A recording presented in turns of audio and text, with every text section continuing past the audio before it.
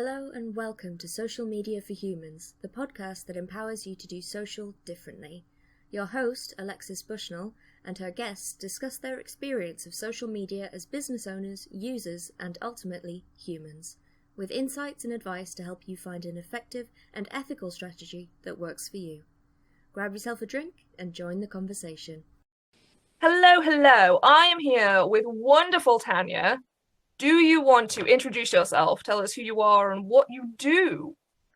Okay, hello, and thank you so much for inviting me on your show, Alexis. I'm really excited because I love to talk.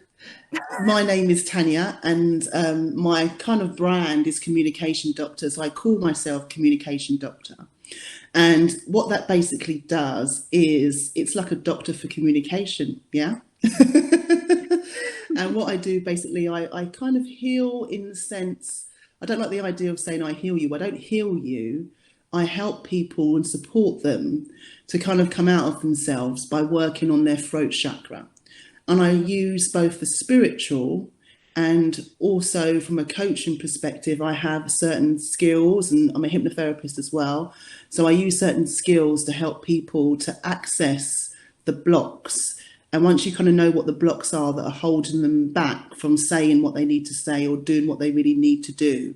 So I feel like I unleash your confidence and help people to really communicate. So that's really what I do, but I've got a whole 10-week course of doing it. So there you go. That it's something that's really important on social media is finding like your authentic voice and not being afraid to speak the way you actually speak and put yourself out there. So you must work with a lot of different people with a lot of different reasons for why they are struggling to put themselves out there. Yeah. Can you tell us sort of the variety of difficulties people are having? You know what, that's so interesting because I've called myself this name, Communication Doctor, I've attracted people from all walks of life. Originally, I was working in the school system and I was working mainly with headmasters and teachers. And they, you know, obviously they're speakers as well, because that's what I do for a living. But sometimes even they struggle because they're in a system that is very constrained. And sometimes it's almost like being in, when you are in school, when you are in the school system, and me being a teacher myself, it is very tough because you have to stick to the rules. There's so many rules when you work in public sector as a whole in education. And a lot of the time there is that fear as to how do I do this and how do I do that properly, and is anybody going to criticise me? And I always say to people, yeah, of course people are going to criticise you, but you've got to go for what you want. It's as simple as that. I'm not going to lie to you and say that everybody's going to love you. Sometimes when you want to climb to the top, people are going to dislike you, people are going to criticise you. And it's about kind of building that thick skin. And in that kind of journey of working with schools, I've also worked with corporates as well. I've had people in marketing, people in PR, people from all different walks of life, you know, that have come to me and done my 10-week program. And it is interesting, the various different people. One particular lady was going through a divorce. It's always because I don't really talk about the clients too much individually, but I won't mention their names. And it almost helped her to kind of find that confidence in herself, to realise that she can cope on her own.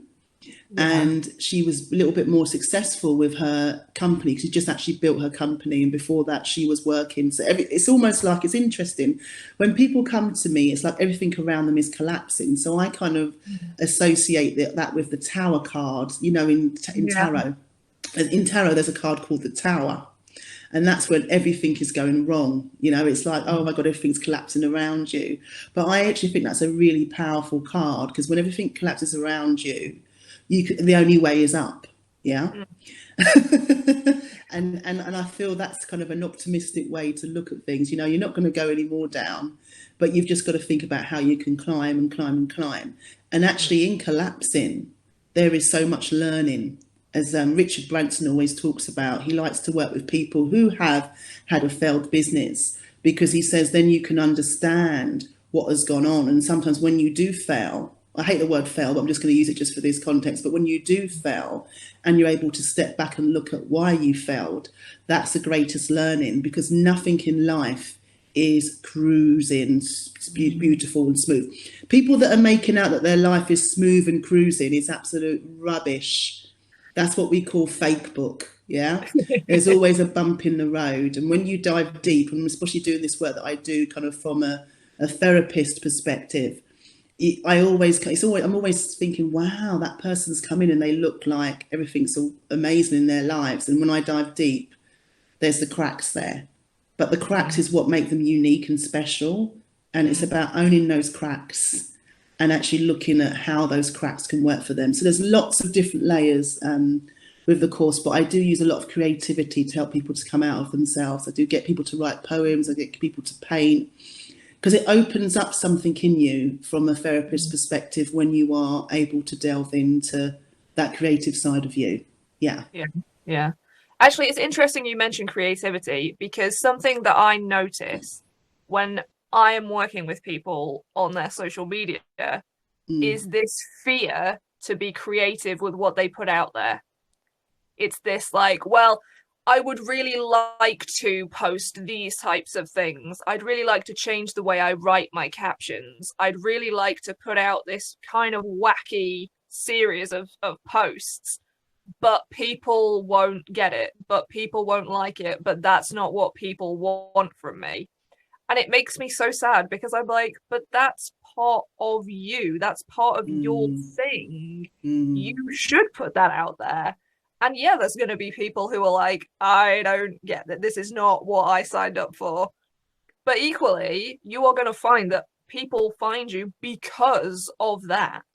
They're going to come to you and be like, yes, this is so wacky and out there, and I totally get it, and that is my thing.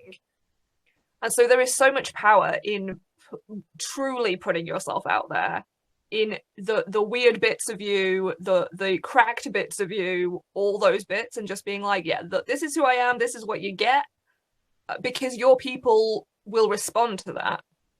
Totally. And it's so interesting, because what happens is I feel that people overthink things, and it is fun. It's interesting, like what you said, because that happens a lot where people overthink things, and I say, just experiment with it. But you know what? Some people may take some time. They might. It's like they'll listen to you or take on that advice.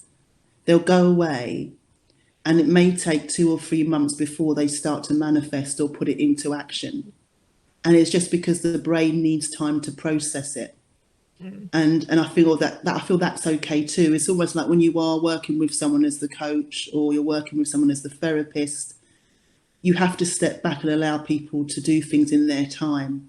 And I think that's really important. It's interesting what you said there with regards to that, because it's people always do overthink things, especially women. Women more so than men.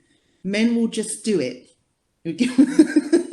Normally men are really overconfident. That's the opposite with men. They tend to appear, I wouldn't say they're overconfident. Okay, let's rephrase that.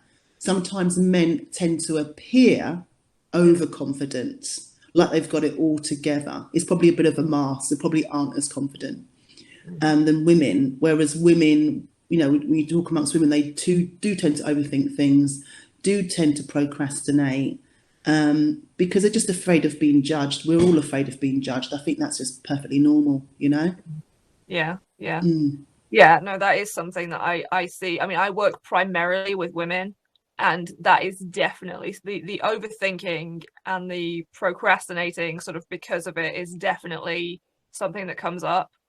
And this sort of like, well, it's taken me 3 hours to write this Instagram post, and I'm like, well, it's fabulous, but maybe try and do it in a little bit less time next time. Maybe you don't have to think about every single word choice. It's gonna be okay, if you just bash something out in 10 minutes and put it out there. It's still gonna be no okay. one reads on Instagram though, do they? No. So that's what I'd say for LinkedIn, I kind of get that, but no one reads on Instagram. I mean, it's a very quick motion, isn't it? That up motion is very quick, so that's quite funny. So it's so interesting, isn't it? It's so interesting. It is. So you mentioned LinkedIn there. And before we started recording this, I asked you if you were happy to talk about LinkedIn, because you are very prolific on LinkedIn, I would Oh, say. thank you. And it is impressive to me, because so many people I speak to hate LinkedIn. They think it's difficult to get any traction on. It's full of stuffy businessmen who will tell you that this is not Facebook. It's full, like, it's not for them. Like, that is the general vibe. And you are definitely not a stuffy businessman. And the content you put out is definitely not, I think, what a lot of people think of when they think of LinkedIn. But you're having a lot of success over there. So do you want to tell me about, like, your relationship to LinkedIn? It's really interesting. I think, you know what it is? It's patience. Patience. And, you know, I'm a woman. I did overthink things, but I feel it's a process of letting go. I've gone through that process of letting go. It's almost like I've hypnotized myself. Let go of that, Tanya. So basically, you know, I like all the different platforms, but LinkedIn's been my favorite because I see it as the results platform. And it does require patience, and I'm quite stubborn. So I'm not going to give in to everything that other people tell me. I like to kind of figure things out myself. And with regards to it, I don't care if I don't get 100 kind of likes on LinkedIn. So I've been on LinkedIn for a long time, and I've been patient because on Facebook and Insta, I'm even on Twitter, but I'm not very active on Twitter. And I realise I don't have to be on every single platform as well. So I've been very patient in terms of, at one point I was getting no likes. So I'd post and post and post, but then I had someone said to me, Tanya, but look at your views. So I was getting no likes, but I looked at the views, but people were viewing. So I thought, as long as people are actually viewing, that's more important than how many likes. And let's not get kind of fixated with the idea of how many likes you get, because you can get obsessed with that, and then it becomes like an addiction. Yeah. So as soon as I let go of that, and I only post twice, I post on a Monday and a Thursday on LinkedIn. I've been told that I'll get more interaction if I post every day on LinkedIn, if I post 3 times a day. And the stubbornness in me says, no way, I've got a business to run. I'm not going to spend my life on social media. It is a place for a presence online. Clubhouse, people have approached me about Clubhouse. I thought, no way, that's another thing to distract me from my world. But coming back to LinkedIn, I feel it's all about patience. And I'm probably a bit Facebook on LinkedIn in terms of what I post. Because I just post what I feel and what's happening. So, for example, when we had mental health awareness, I posted about mental health awareness. I've posted about International Women's Day. I use it for a platform to promote my podcast, and that has worked. And I also use it. People find me, actually. At one point I used to approach people, but now actually people find me. I get asked to do speaking gigs, and it's all via LinkedIn. And if someone tries to sell me something on the first, it's like a date. It's like dating, right? If I get a message, you get loads of messages through LinkedIn. So not a lot of people may not be posting, but the messages things, the message on LinkedIn, people really use that a lot. And it's almost, I see it like dating. Yeah. Okay. When you go on a first date, right, you don't want to give it all up. Yeah. You want to get to know someone. You want to go on several dates. You want to build up a trust and a relationship before you have that first kiss, So when people start sharing all of that, they're actually telling me, okay, they want me to buy this, and they're selling to me in the first message, I tend to block them, or I tend to just delete. And people probably know. I'm letting you know that, because I don't mind interacting. If you've got something to share with me, I don't mind if you've got a website, but show some interest in me and I show some interest in you. That's what I think it's about. It's just about building a relationship in marketing. It's about being interested in both of us. Like with you, Alexis, I think I showed some interest in you. You showed some interest in me, which is why we're now having this podcast. That's how I work with people. If I see that someone is all about themselves, I remove myself from them. Yeah. Because I think it's about a relationship. It's not a one-way street. And it's just like anything. I'm not going to buy from you if I don't know you. And if you make assumptions about me, I'm definitely not going to buy from you. Because when people say that they need I need their help, I'm thinking, you don't even know me. I've been in business for 11 years and you're telling me I need your help, the language, or I can support you. But, maybe they could support me. But when you kind of throw out those assumptions, I have to step back. So for me, I think with LinkedIn, the reason it's worked is because I'm just stayed true to myself. I don't care how many likes I get. I'm consistent. And I have a group of people that I work with and I have worked with. And hopefully, I open doors to new work as well that comes in. But if you want to work with me on LinkedIn, approach me in a nice manner. Say hello, how you doing? What are you about? And, you'll probably get a lot more from me, okay? But I'm not going to buy from someone I don't know. It's as simple as that. You need to get to know the brand. Yeah. I just want to share that, Yeah, definitely. And I think that it says a lot, I think, about the person sending those messages. Because to me, it definitely says, like, all I care about is selling this thing. I don't care who I sell it to. I don't care what the side effects are of me pushing it on everybody. All I care about is making a sale. And, like, for me, you're not my person then. We are not on the same wavelength at all. Exactly. So yeah, I am the same. I'm like, okay, well, we're gonna disconnect now, and I'm gonna delete that. We will not be doing it to each other again. Yeah, because for me, it's very much about like building that community and that sort of interconnected network, basically, so that it might be that somebody is who I connect with. We're not meant to work together. That we're not the kind of, we don't offer what each other need, but it might well be that down the line they meet somebody and they're like, oh, they need this social media person. Here you go. This is the person to speak to. Exactly. Or that I meet somebody, or I already know somebody, or I'm working with somebody and they're like, oh, I need this. And I'm like, I know the person for you. I can make a recommendation. And I think that's something that LinkedIn is really good at. Because it promotes connection as that sort of networking thing. It's networking over sales. In theory, some people have definitely taken the sales only route. Yeah, but you know what? It doesn't last. I think like you might make some sales and then they'll realise that it won't be consistent. I think that's what you'll realise when you don't build a relationship. I've even noticed that with my business. It's like the schools that I've worked with. When I've worked a long time with them, they recommend me to the other, the headmaster will recommend me to the other school, or they'll say, I'll give you a reference for that. And that's how I've built my reputation. And word of mouth, don't ever, think about that, or what's the word? Don't ever look at word of mouth as not working, because I think that's always the most powerful way of people connecting. And people do that on LinkedIn.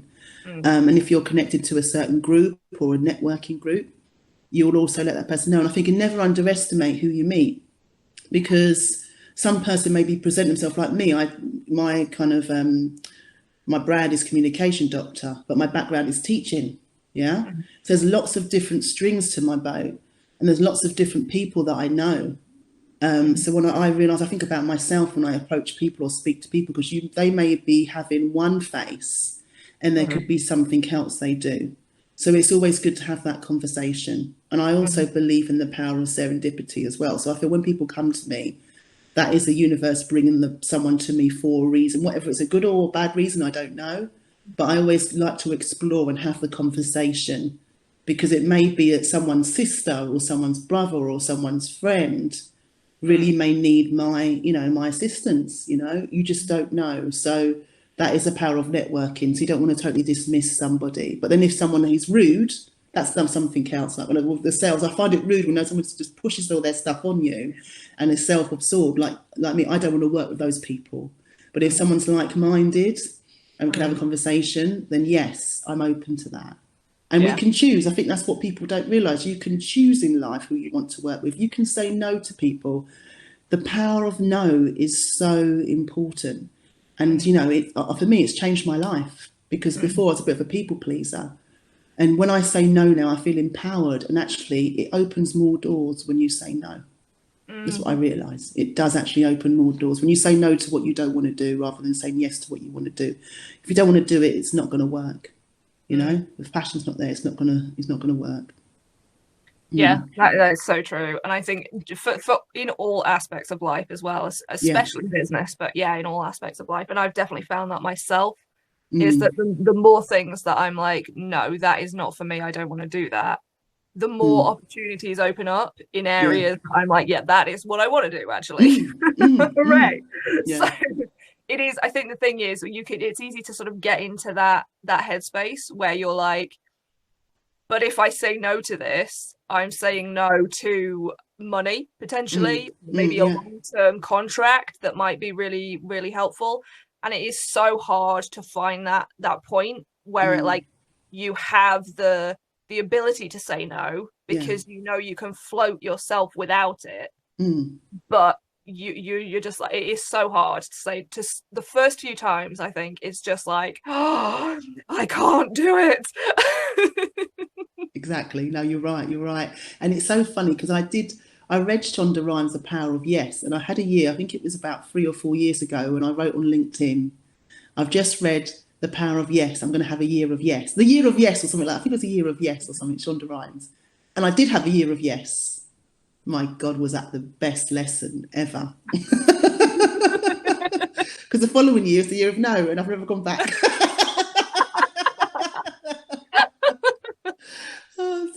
Yeah, because the year of yes, I did a lot of free work, actually. That's what happened. I did a lot of speaking for free. There were some doors that opened, and I felt there was some situations where I was taken advantage of. And that's what happens. And I feel that was a really good lesson for me, that year of yes, because there was so much people that are willing to take advantage of you rather than pay you. And the minute so for me, I don't mind doing something for free every now and then, or doing a masterclass, or doing something if I feel like I trust the people, or if I actually like. I don't mind doing that every now and then, but it's got to be my choice now. It's made a difference. But there are a lot of people out there that take advantage of you. But when you learn to say no, you actually get more respect. You get more respect from others. People respect you. And they'll actually pay you more. So that's one thing to learn. Yeah. I think that's, again, it's about balance, isn't it? Because there's a lot of talk generally, and especially like the entrepreneurial communities, about like working for free, whether you should work for free. And some people will tell you to say yes to all unpaid work, and some people will be like, you should say no to all unpaid work. And like, I fall definitely somewhere in the middle. Yeah. It's got to be on a case-by-case basis. And again, it comes back to networking, I think, doesn't it? If I know somebody and I've seen them put stuff out and they're like, hey, will you come and speak in my membership? Will you do a masterclass for my membership group? And I know them, and we I know they're on the sort of same wavelength as me with what we talk about. I know that they're the people in their membership might be interested in the way I do things. Then I'll do that for free. That's fine. That makes sense. I'm happy to. But if you like shoot me a message on LinkedIn and be like, hey, we follow each other, but we've never spoken. Can you teach this? Can you do this talk or whatever for free? We've got no budget. I'm going to be like, no, I'm good. Thanks. Exactly. There's no again, it all comes down to relationship, doesn't it? And building that relationship. It's just simple, isn't it? When you think about it, it's just like anything in life, as I said. Yeah. So you have found that you have built a lot of relationships through LinkedIn, because this again is something that people, I think there is a big misunderstanding that LinkedIn is actually just about sales, and it is just about people talking about what they do and this business deal they've made and this thing they've done and etc. But it's really not. So how have you, because you have really sort of rejected the traditional LinkedIn style of doing things. So how have you managed to sort of grow that network and take a more community-based approach? That's really interesting. If I'm honest with you, I think it's down to personality. I think part of it's probably my personality, because anywhere I go, that's just who I am. I talk to everyone, even like from where I live, I talk to the bin mat, the guy that puts out the bins.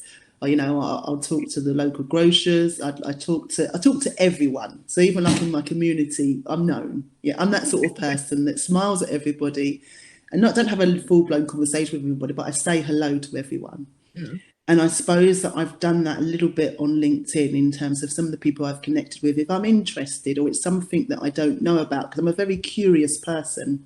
So sometimes if there's something that I'm not quite sure, well, that sounds interesting, or they're doing something a little bit different, I might ask them, do you want to have a virtual coffee, or could we have a talk about what you're doing? And I learn so much from that.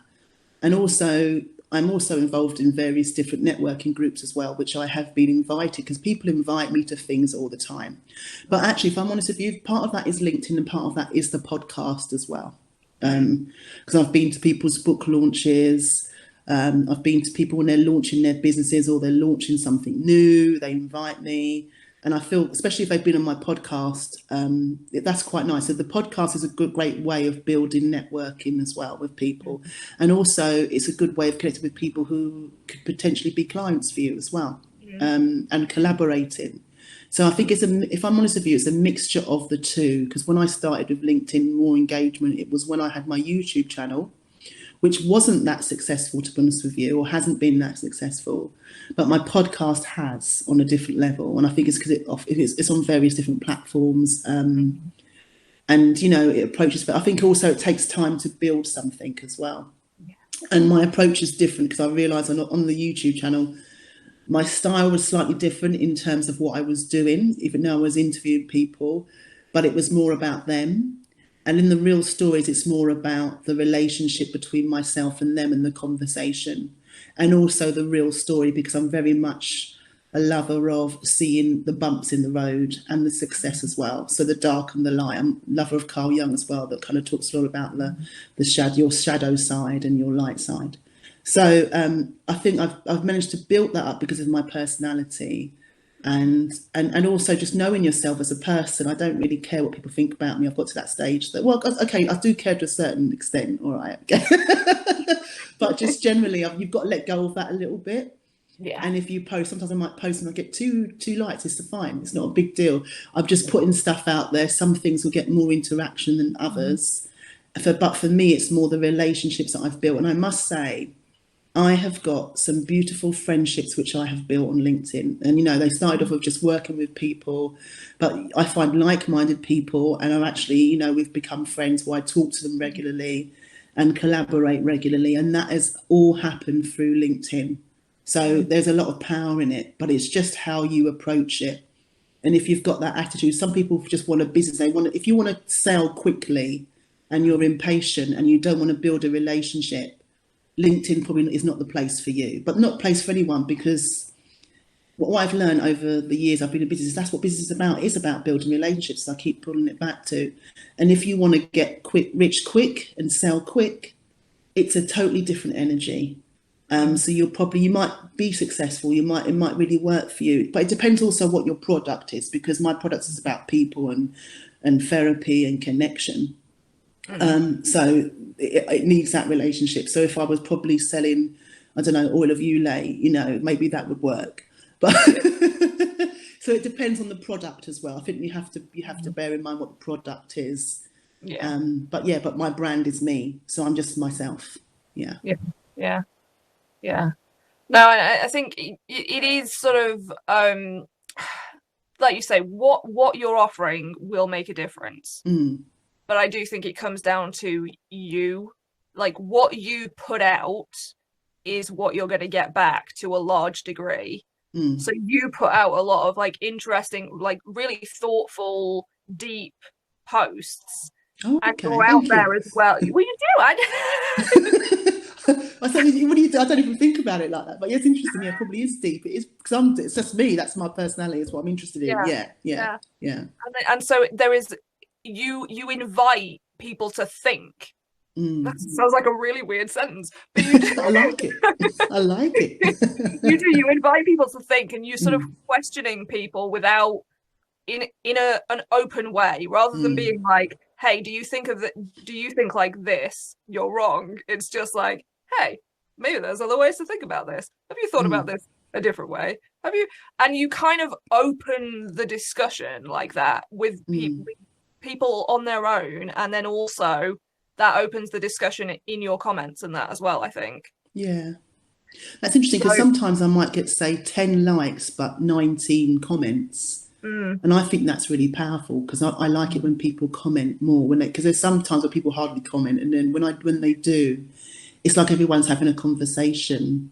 Yeah. And I do like that as well, because I think it's open questions is what I do a lot of. I think that's what I do, a lot of open questions, and that's because of the work that I do. I suppose I ask open questions so people can relate, or just openly answer, with no wrong, no right. And I hate the whole idea of judgment. I see the world this way, because you don't learn that way. And I suppose I'm always open to learning as well. That's just my personality. So yeah, it's interesting that you picked up on that.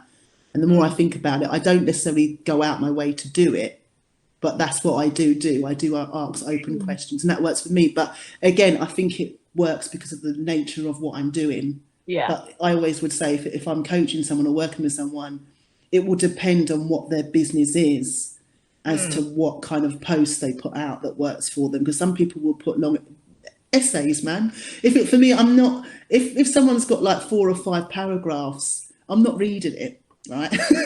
That's just because that's me. Yeah. So I like to get to the point quickly as well, in some ways. So it just depends. And then but there'll be other people that love LinkedIn because they like to read this like 3 or 4 paragraphs about something. And if it's of interest, I will, because I would like to read articles. But some people, if I'm scrolling down and it's really long, I'm probably not going to read it all if it's really long. So it's just figuring out what works for you and who you connect with. So I don't even think there's a wrong, because people have LinkedIn coaches, and I've spoken to them. I don't think there's a wrong or right way, to be honest with you. I think it's just experimental. Yeah. No, I do. I agree, and I think because I see a lot of LinkedIn coaches, and I follow several of them, because obviously I'm trying to figure out the best ways to do LinkedIn. But it's what I hate is also that sort of one size fits all attitude of like, you need to do this, you need to do that, when really you need to figure out who you are and who your audience is. Exactly. And how to connect to them, and that is very different depending on a million factors. And so this sort of advice of like, you should always post video, or you should always post photos, or you should only post really long text, and I'm just like, or you could be led by your audience. Yes. Just put that out there. Yeah. So yeah, that's so true. It is frustrating to see those sort of so many as well, like one size fits all advice things. When as you are living proof that you can do it different ways, and there is so many people who I have found on LinkedIn now who are doing it very differently, and like everybody is posting totally different types of content, that they're breaking the LinkedIn rules about what you're supposed to do on the platform, and they're all doing really well off it, because you've all sort of found your people and the people who resonate with that stuff, which is so important. And ultimately, like that's what it comes down to, because you can't be for everybody, you can't reach everybody. That's not how the world works. It's so interesting you say that. Because I'm just thinking of some of the things that I know that I've learned from LinkedIn coaches. So I'm just going to give this to people just in case they want to know. With regards to posting, apparently in the first hour of your post, if you get over 20 likes, then it reads the algorithm and more of your viewers will see it, And then they also say that LinkedIn likes content, likes a lot of content, like the LinkedIn Lives, that sort of thing. So it's really interesting, because that doesn't always happen for me in the first.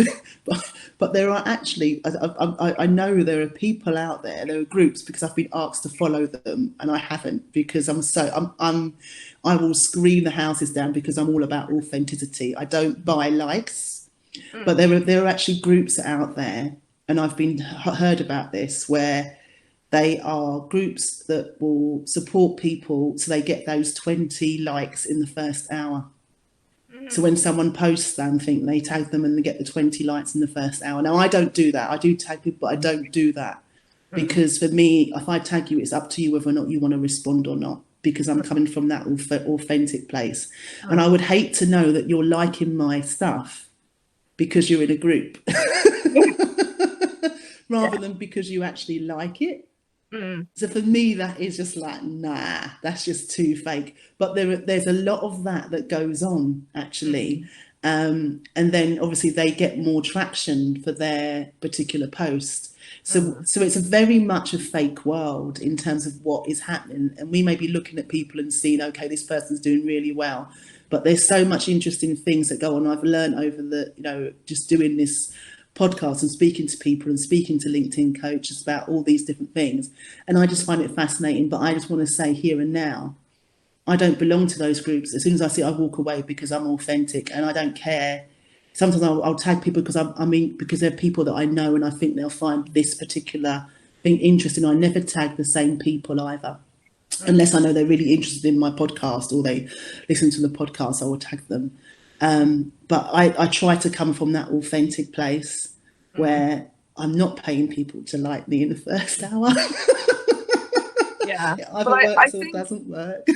Yeah, I think that's the best way to do it. Interesting, isn't it? Like I really don't like the sort of the groups like that and the paid followers and stuff, because I mean, for a million different reasons, but they are not, like, they're not your people. And it is so much better to do it authentically and to have people in your network who are actually genuinely interested in what you do. And I tend to find with the LinkedIn algorithm that there is a much longer life for posts on LinkedIn.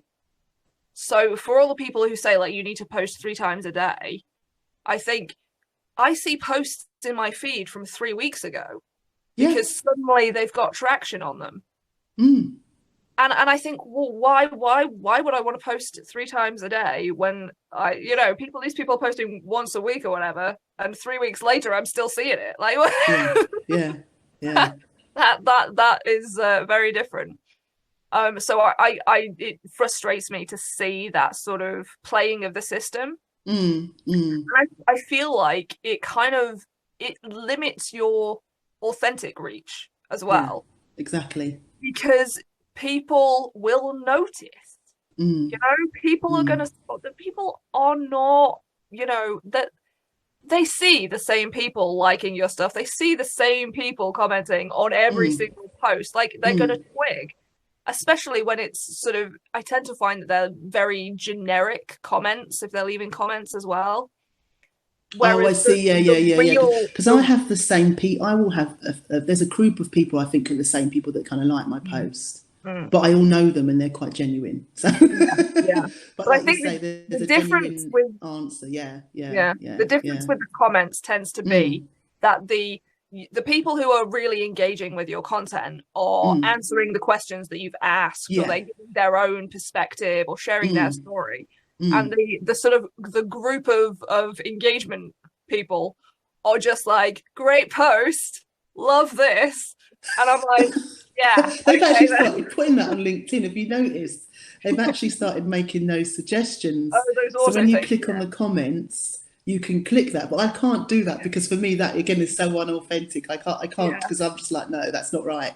But I see you see that come up, don't they, in the comments, to actually suggestion of what you could say. Great post. It's all there. Yeah. I have so many mixed feelings about that because they do it with the messages now. They broaden it in messages as well for things. Yeah. And I get it. We're all really busy. Yeah. But I mean, also, if you are too busy to write great post or leave an actual comment, then you don't care enough about that thing to be leaving a comment at all. And that's okay. You don't have to just be commenting because you have to be out engaging. Like you need to be engaging, but you need to be engaging because you care about the thing you've read, or you have something to offer, or the sort of engagement for the sake of engagement really irritates me. I know, it's so funny. It's so funny what kind of does, because that, you can see that straight away, can't you? You can see that straight away. I think that's what I like about LinkedIn, because if you just sit back and watch, sometimes you don't even have to post.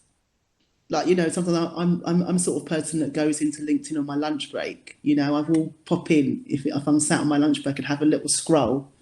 And it's just nice to observe people and observe things and observe interactions with a post that's interesting, because we know when you find a post that's interesting, it's like, oh, that's interesting, I'd like to comment. Or like I got sent something today from Samantha, who's always about social justice and climate justice. So whenever she posts, I do find myself actually, there's certain people which I will actually read the post, and you can so tell the ones that just say, it's like the Americans, great job.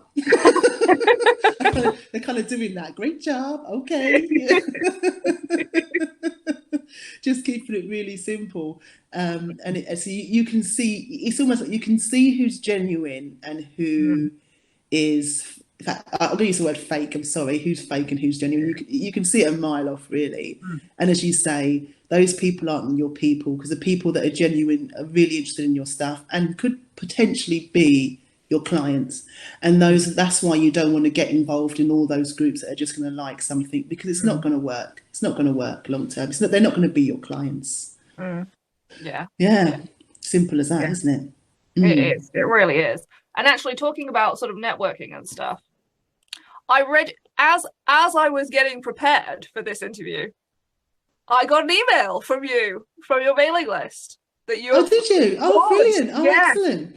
You have launched your communication hub. Yes. Which sounds fabulous. So do tell us about that. You know, it's so funny because I've actually got a VA. Oh, hooray! She's done that for me. But she's done a very good job. Yes, that's happening today. Because sometimes you're in your own world and you do your stuff and then you kind of think. But yeah, I have launched Communication Hub. I'm really excited about it. I'm just hoping that we get loads of people involved, because my idea for Communication Hub has been kind of observing people's stress over the pandemic, people that are leaders and in business. So basically, it's for leaders, and I say for creative leaders and conscious leaders, people who are sensitive like myself, because I always say I'm an empathic leader, and I am sensitive, not sensitive to the point where I'm ridiculous, but I'm just a feeler, you know, I'm a feeler. And I suppose in England, stiff upper lip and all that, we know we're not meant to feel, are we? But, you know, that is just who I am. So Communication Hub is about bringing leaders and bringing CEOs and business owners together to express what their challenges are and to get support. Now, we'll be having weekly meetings where people come together, and I'm a psychodrama therapist, and, you know, I'm able to kind of deal with those situations. But the idea is to have experts and to pull in once a month an expert to help people through. And it's really reasonable. It's not a lot of money either to join. You know, it's a monthly subscription, but I feel it's really reasonable, and I feel that it's about supporting people now, because I've had some real issues with Lifted and Gifted during this time, because I work for schools and care homes, and both are shut. Some of the work was continued on Zoom, but in terms of how much I was earning, my earnings went down. I'm not ashamed to say that. But what I realise is there's a lot of people that are ashamed to talk about what's going on. So in this space, it's like, okay, what's your challenge? I don't want to hear about what your success is in that group. It's like, what's your challenge? Let's get you some help. Oh, let's talk to this person. So it's basically like a bit of a networking group, but it's a bit more than networking, because we're helping people solve problems. Yeah. And that's a difference between Communication Hub and, say, a networking group, because we're addressing what's going on for those people. And I think when people openly speak, and as a group, when you get a group of people together, there'll be people that also will actually be able to help them, and so forth and so forth. And that's what it's about. Yeah, that's what it's about. Speaking your truth in the hub, you know, coming together. And I'm all about speaking your truth, more truth, more truth.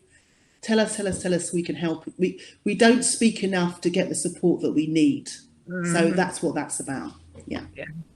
And there is so much power in, I think, even there have been so many times like in my life where I've even found that like not just saying like, this is the thing that I'm struggling with, I cannot figure this out, I have no idea what I'm doing. Just saying that allows things to fall into place even without other people.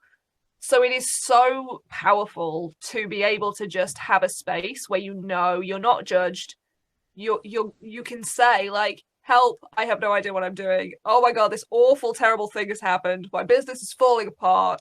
I have no income. Everything is awful. And you know people are just going to go, yeah, we get it. Yeah, been there. Know the feeling. Nobody's going to go, oh, well, I hit 6 figures this month. Yeah, we don't want those people. We don't want you people that are just going to have a, you know, those people are probably lying about it. You know, I want people that are generally going to say, this is like you say, this is going on. And then, you know, there'll be loads of stuff, but it's step by step. Okay, we can help you with that one thing. Also accountability. We can help that one thing. Just pick one thing today. Okay, I'm going to connect you to this person. And we may even have the conversation throughout the session. And there could be some quiet people that are going through the exact same thing. But I said, I believe in the power of the universe. So I always see that in groups. I've noticed that in my life, that I'm normally thrown into groups and we're all going through the same thing. So I know that the right people will come to that group. I do really believe that strongly as well. So we get that support. And if we don't, we'll source that support and we'll help people, because it is about helping people, and it isn't just about taking loads of money. That's why I say it's a really reasonable price. I feel it is, you know. It's affordable, because a lot of people are going through so much. So it's not about me making loads of money from everybody. It's about supporting and creating a networking group. And so because I've got to live too, you know. So I thought, do I do this for free? Are you silly? Because people are not going to commit if it's for free, you know. But if you pay something, that it will help others. But yeah, you're so right. I don't want those 6-figure people saying, I've earned this amount a month, I'm doing really well. That's good for you. That's brilliant for you. But we're finding this space to help people, really, you know? Yeah. Well, that lovely. And I have to say, your VA has done a fabulous job with the email. So shout out to them. Thank you. I tell I've got an administrator with Lifted and Gifted, and it does help with life. I tell you, anybody that's trying to do it without help, it does help to juggle, especially because I'm someone that was very stubborn in terms of always working for myself. But when I bring people in, it does help a lot, you know, for all the right people to do the right thing. So yeah. So thank you. I will tell Lizzie. It is very scary to start outsourcing, I think, especially this. I think a lot of business owners, myself included, are very like, this is my baby. Nobody else could do it like I can. Yeah. But it makes such a difference. Yeah. It is so helpful to free up not just your time, but also like your brain space to be able to not have to think about that thing. No, totally. And there could be just little things. For me, it's just that all the things that because she's like my fairy godmother, so all the things that I don't like doing, she does, and I do all the things that I like doing. And there are things that I do like doing my own marketing, for example. I love using Canva. That posted this morning, I did it because I like doing stuff like that. So to be able to do that, I think that's what's really important. And then, because of course we're all going to have to do in some point in the beginning, you're all going to have to do all the things that you don't like doing. But then if you can get to that stage where you can outsource, it is better. Like yourself with the social media, you know. If you'd be perfect. If I hate social media, it's like, Alexis, do my social media, sort that. And there's so much people out there. I love social media. I must admit, I enjoy doing it. But there is so much people out there that really find it hard and don't know how to sell themselves because they think, okay, this is too much me, or whatever. So it's so important to have people like yourself to help others to get yourself out there. Totally. Yeah. Well, speaking of social media, do tell everybody where they can find you on social media. You know, I'm really easy to find. You know, I don't even know if I like that or not. Because it's not good. It's because it's my surname, you see, because my husband's name's Ghanaian, And my name is British. Well, not British, actually, Tanya is Russian. I'm named after the Russian saint, Saint Tanya, because my sister named me. My eldest sister named me. Yeah. So Saint Tanya, you see. And Saint Tanya actually was a teacher. So interesting, because I've been a teacher too. There's a day in Russia where they have a whole day dedicated to Tanya, so I quite like that. But yeah, so because I've got that mix of that thing, I think it's easy to Google me and to find me. But if you put communication doctor, also having a YouTube channel also helps for finding me really easy as well.